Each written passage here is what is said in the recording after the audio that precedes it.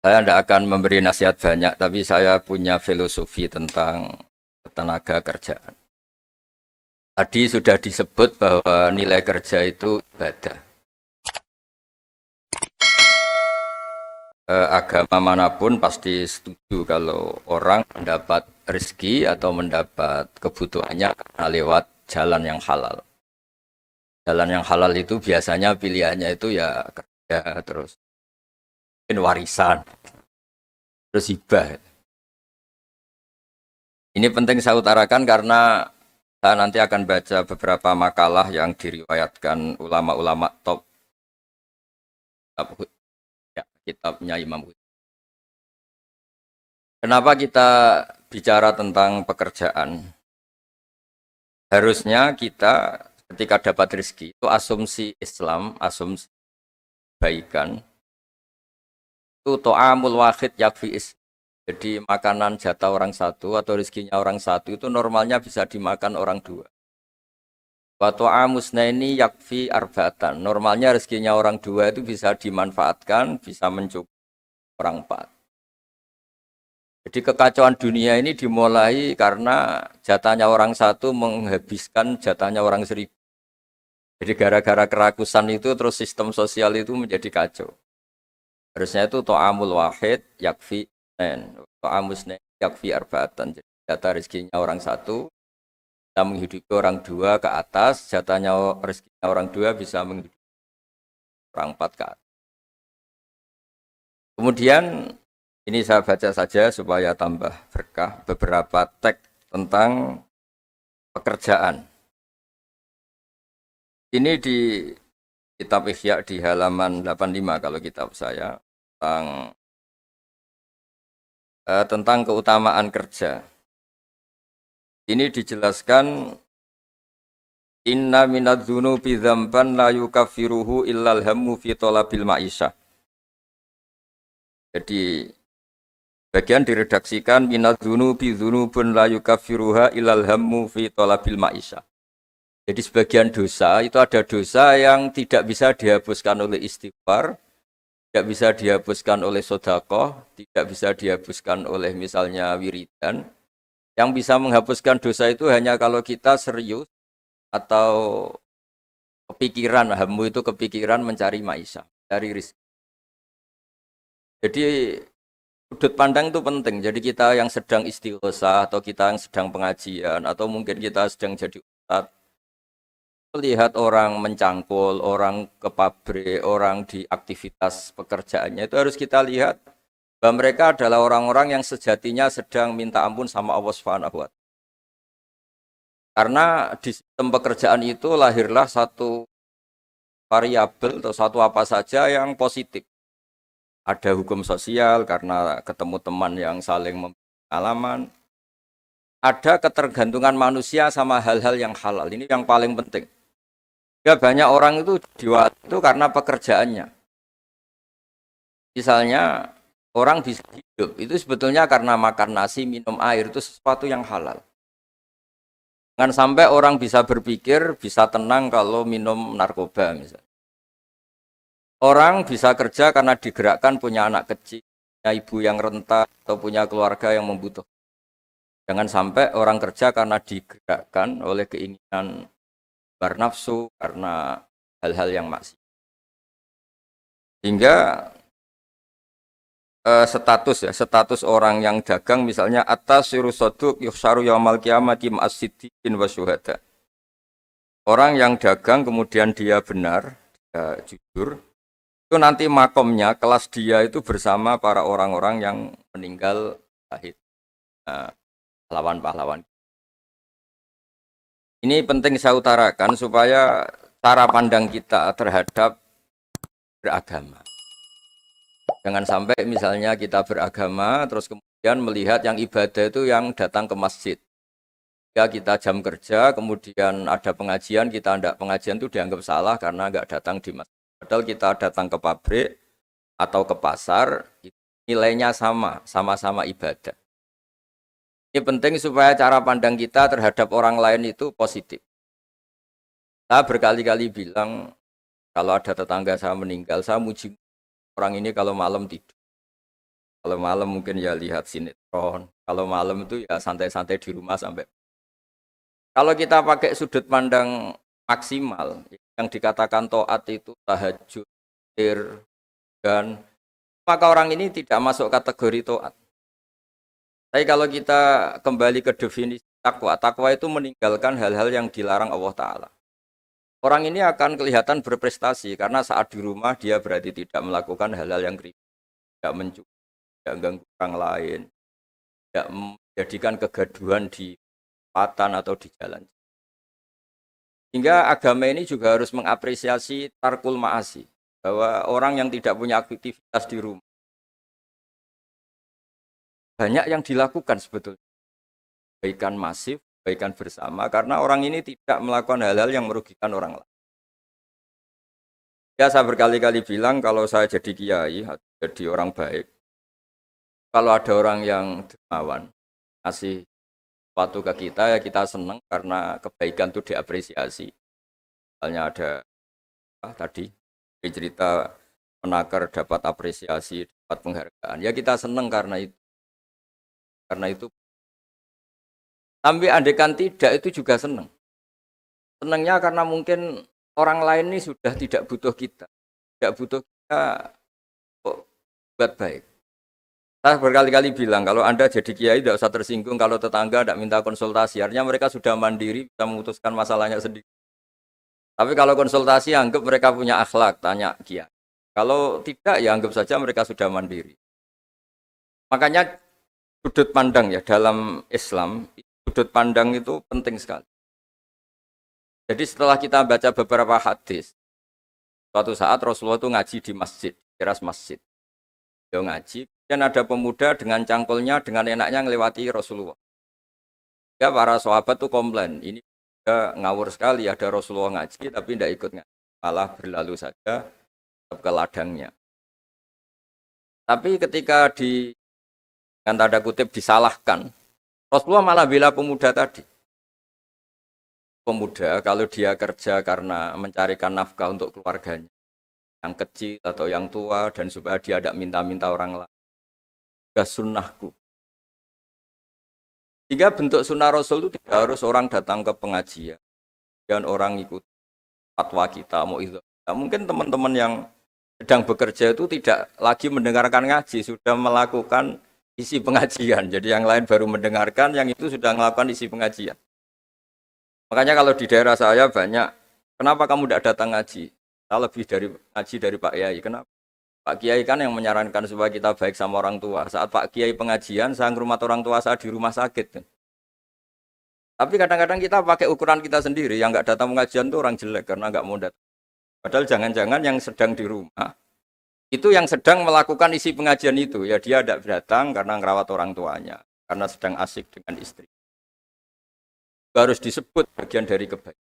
Nah, dalam kebaikan Islam, Nabi pernah ngendikan, "Wafi ahadikum sedekah." Kamu kumpul dengan istri kamu itu sampai sahabat protes, "Ya Rasulullah, masa ayat ti ahaduna syahwatahu wa walahu ajrun." Masa urusan seneng-seneng sama istri dia dapat pahala? Nabi menjawab, "Alaysa law wada'aha fi haramin akana aliwis." Kalau pelampiasan syahwat itu hal yang negatif atau yang haram, dia akan dosa. Ketika meletakkan yang benar, dia juga. Jadi pahala itu segampang itu. Orang asik dengan anaknya, dengan cucunya, bercengkrama di rumah. Ya pahalanya besar, karena saat itu berarti dia tinggalkan maksiat, dia tidak dengan.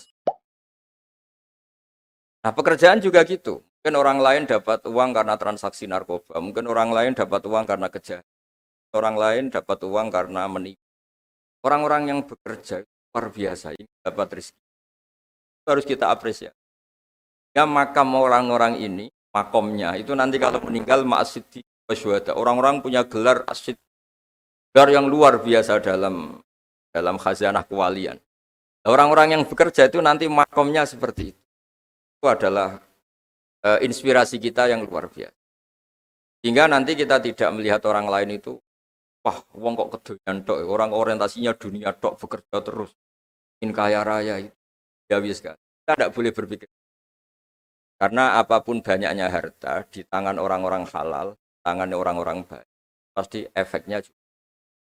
bisa melahirkan pekerjaan, bisa melahirkan kemanfaatan. Ya Nabi kalau muji pedagang itu dari 10 rizki itu 9 berkahnya ada di pedagang. Karena kalau pedagang tuh kikir, sekikir-kikirnya pedagang, dia harus mengeluarkan uang, bayar supir, bayar satpam, bayar yang ngirim jasanya dan sebagainya. Ya uang tetap berputar. Tapi sebaik-baiknya Anda kalau tidak dagang itu mungkin uang ditabung, uang mandek. Ya potensinya itu ikhtikar. Ikhtikar itu menyimpan. Kalau ngelebihi kota tertentu sekarang oleh. Karena saya nekuni keilmuan agama, maka saya hanya cerita bahwa betapa Allah itu ngapresiasi pekerja. Nabi Dawud itu seorang raja, kaya raya. Tapi beliau tidak mau makan illa mingkas biyadi, kecuali hasil kerjanya sendiri.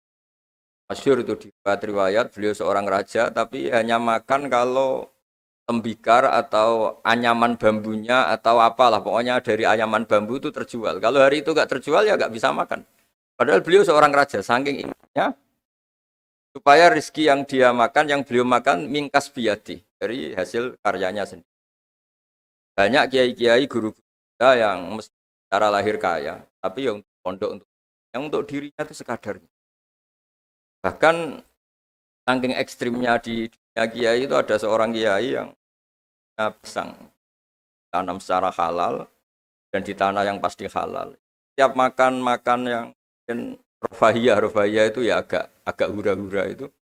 Kafaroi dengan makan pisang itu. Satu pisang dibagi-bagi dan itu dianggap kafaroh. Nah kenapa cara-cara publik itu banyak rofahiyah? Rofahiyah itu begini misalnya.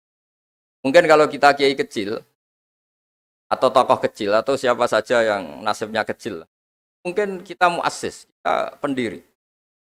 Misalnya ada kiai kecil kampung tertentu, dia pendiri. Tapi mungkin setelah kita jadi kiai besar itu, saya diundang masjid itu. Dan kemudian posisi kita mendapat. Yang menjadikan kita harus tawaduk seperti tadi syairnya Mbah Mus tadi. Ketika kiai kecil pendiri masjid, tanah kita dipakai masjid, setelah kita kiai besar kok malah dapat uang dari masjid. Mungkin karena kita kuliah tidak pati pinter itu kelasnya jadi tokoh di pedalaman. Akhirnya kita mungkin apa di situ yang manfaat? Pikiran, air, apa yang manfaat?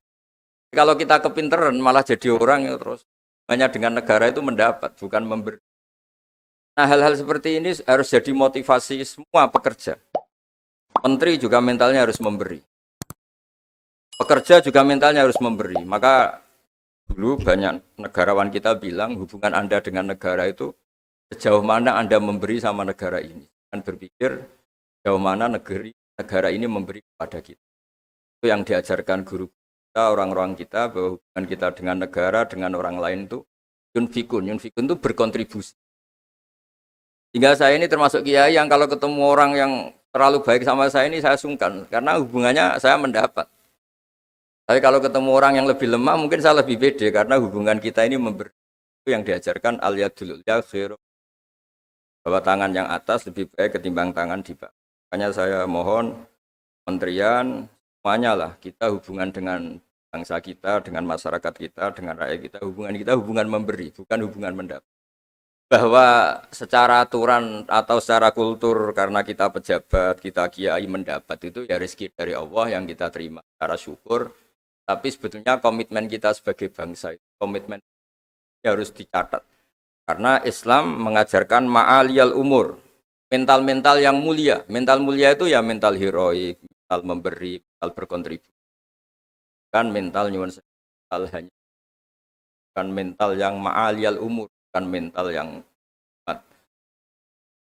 saya mohon ini mungkin ya harus saya sampaikan karena memang supaya orang itu melihat bahwa pejabat itu mikir kita, mikir negara. Dan juga gitu, kiai juga. Semuanya harus diartikan mereka itu berpikir keras untuk.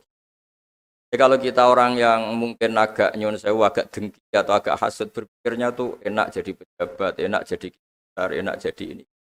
Itu jadi kita repot. Makanya tunjukkan bahwa kita adalah orang yang bermental hero, orang yang bermental berkontribusi, orang yang bermental khairunas anfa'uhum.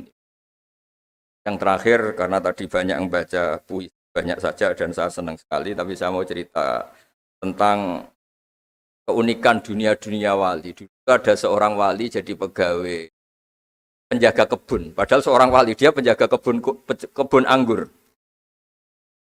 Jaga kebun anggur karena dia wali hanya jaga aja. Tahun-tahun dia jaga di situ, mungkin 10 tahun. Suatu saat majikannya datang. Saya ambilkan anggur terbaik yang paling manis. Karena dia agak pengalaman ngambil yang merah merona, yang tidak kehitam-hitam diambil. Ternyata kecut sekali, masam sekali. Majikannya marah-marah. Kamu kerja di sini 10 tahun tidak pengalaman. Harusnya kamu bisa membedakan mana yang manis, mana yang masih masam. Ya saya ini kan kiai, jadi tidak pernah ngambil sesuatu yang tidak hak saya. Nah kira-kira kalau Anda punya karyawan seperti itu tuh bingung apa Anda? Kalau dibilang khianat, tidak pernah khianat, tapi akhirnya nggak bisa disuruh karena nggak pengalaman. Barat Anda punya pembantu, ayo anterin saya tidak bisa nyupir. Mobil nganggur banyak kok tidak bisa nyupir. Saya tidak pernah gasap. Jadi itu memang apa ya? Jadi akhirnya terus majikan tadi, sudah kamu jadi guru saya aja, jadi kamu nggak pantas jadi kerja kata terus akhirnya. Dan ternyata ya, tadi termasuk wali besar yang hazanah kuali kerja 10 tahun di sama sekali nggak pernah makan. Suatu saat majikannya datang minta diambilkan anggur terbaik. Dia ngambil sekenanya yang dikira baik, terus ternyata itu kecut sekali, masam sekali. Dia dimarahin karena dia nggak pernah sama sekali itu ngambil. Dia merasa kualitas ya dijaga, amanah dijaga, tapi komitmen terhadap kebaikan bersama karena ekonomi. Kalau kita bangkrut, yang sakit ya pangan saja, bukan kemenaker saja. Kalau negara ini kolab, yang bingung juga nggak presiden saja, kita semua salah sebagai bangsa yang bersama ingin khairunnas anfa akan rahmatan, semuanya enak, semuanya nyaman karena kita semua kenal Bismillahirrahmanirrahim. Ketika menyebut Allah pasti yang maha pengasih dan maha penyayang. Saya kira demikian, mari berdoa bersama semoga bukti bahwa kita bergantung sama yang menguasai langit bumi, menguasai kehidupan kita, menguasai semua yang terlewatkan maupun yang akan datang. Al-Fatihah. Bismillahirrahmanirrahim.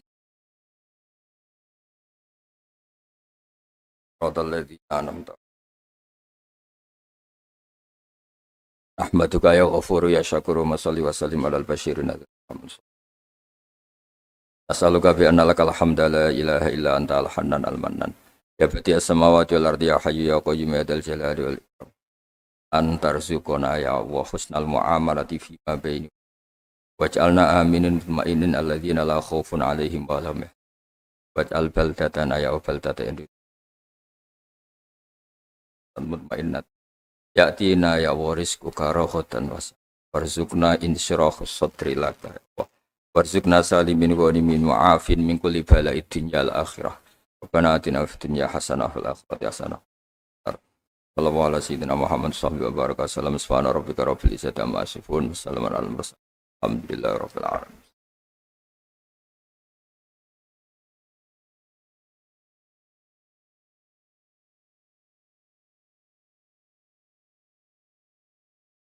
Kurang lebih mohon maaf. Assalamualaikum warahmatullahi wabarakatuh.